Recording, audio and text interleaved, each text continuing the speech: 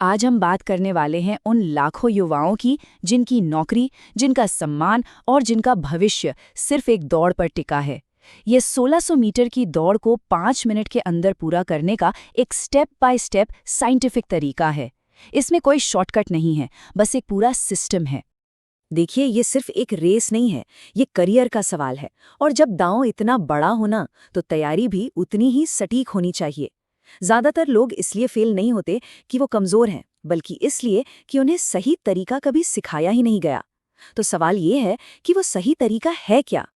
तो चलिए अब इस चीज में गहराई से उतरते हैं।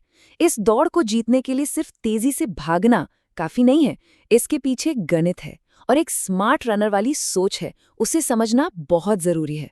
क्या ये बातें कुछ जानी पहचानी लग रही हैं?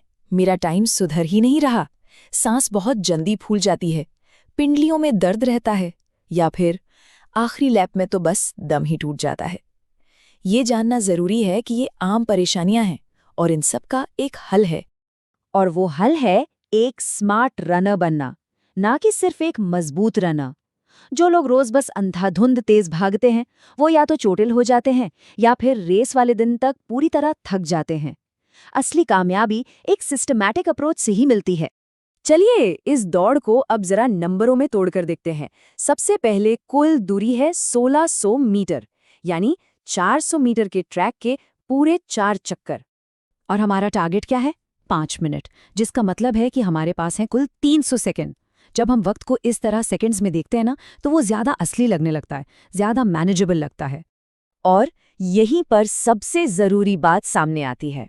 अगर हम 300 सेकंड को 4 लैप में बराबर बांटें, तो हर 400 मीटर के लिए मिलते हैं 75 सेकंड।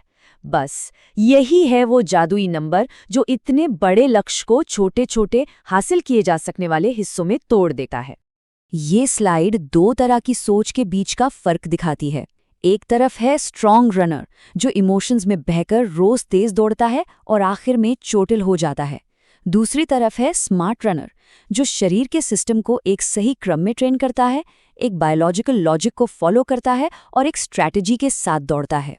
तो ये स्मार्ट स्ट्रैटेजी आखिर है क्या? ये है एक 6 दिन का ट्रेनिंग प्लान। ट्रेनिंग कभी भी रैंडम नहीं हो सकती। इसे स्पीड और स्टैमिना बनाने के पीछे की साइंस को फॉलो करना ही होगा। चलिए देखते हैं कि ये काम कैसे करता है। पहला दिन है स्पीड इंटरवल्स का।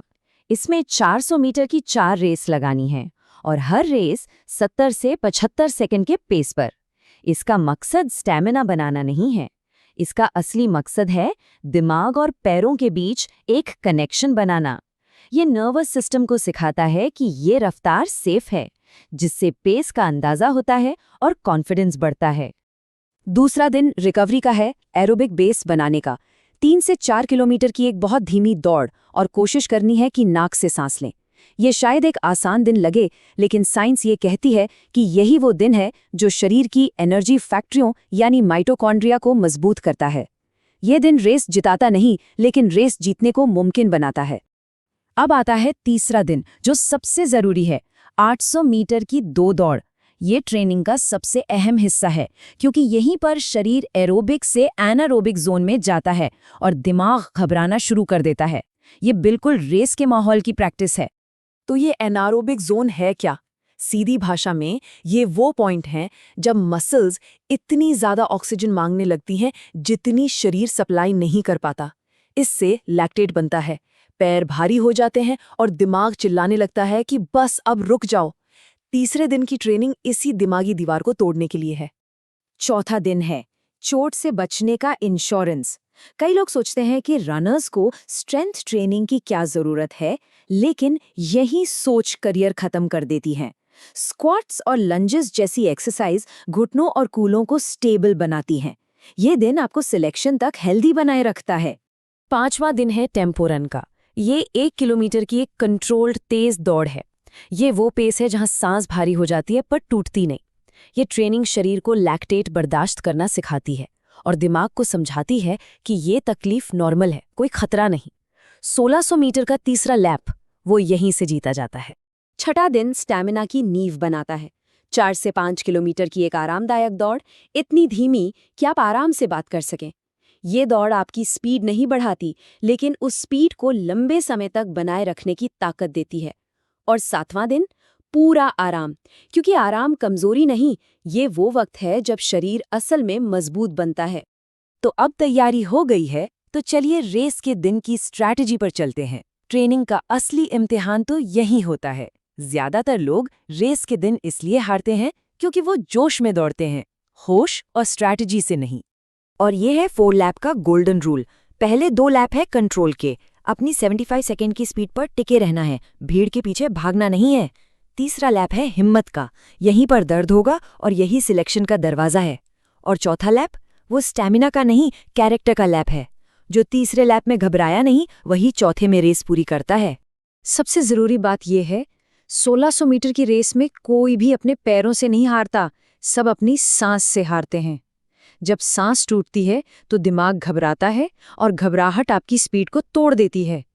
इसलिए रेस को पकड़ने की कोशिश से ज्यादा अपनी सांस को संभाल कर रखना है। चलिए अब कुछ बहुत जरूरी नियमों पर बात करते हैं जो लंबे समय तक सफलता की नींव है।